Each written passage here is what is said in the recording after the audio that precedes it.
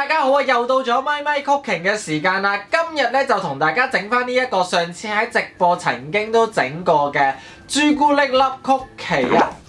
首先咧就將啲室溫嘅無鹽牛油略為打鬆，之後咧就可以加入砂糖同埋黃糖撈勻到佢好似一個忌廉狀，然後咧就可以加入雞蛋將佢撈勻。跟住咧就可以加入低筋麵粉啦、梳打粉同埋鹽，將佢撈勻。之後咧就可以加入朱古力粒，將佢撈勻。然後咧就可以將個麵團放入雪櫃15到30分鐘啦，等佢稍為凝固。跟住咧就可以將個麵團咧分成10g一份，同埋將佢搓圓。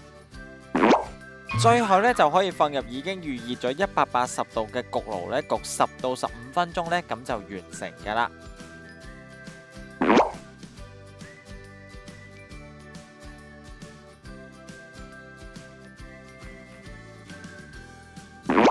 話咁快咧就已經完成咗我手頭上呢一個嘅朱古力粒曲奇啦。現在事不宜遲，等我去試食一下啦。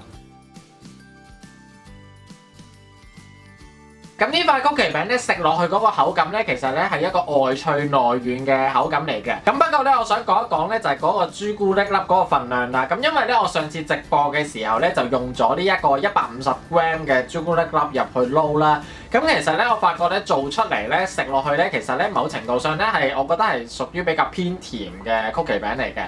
咁所以咧，如果大家想唔好食得咁甜嘅話咧，咁朱古力粒嗰個份量咧就可以減一減嘅。咁起碼食多幾塊嘅時候咧，你就唔會覺得甜到好膩啊、好膩咁樣啦。咁如果大家上次有睇過我嘅直播嘅時候咧，都見到其實呢一個曲奇餅整嘅時間係非常之短同埋好快，亦都係好容易整啦。咁啊，希望大家嘗試下去做呢一個嘅朱古力粒曲奇啦。今次呢條片咧就嚟到呢一度啦。如果大家中意嘅話，記得喺下面俾個 like 我啊。如果仲想睇到更多煮嘢食嘅影片咧，記得要 subscribe 我呢個 YouTube channel。當然仲要 follow 埋我 Facebook 同埋 Instagram。我哋下條片再見啦，拜拜。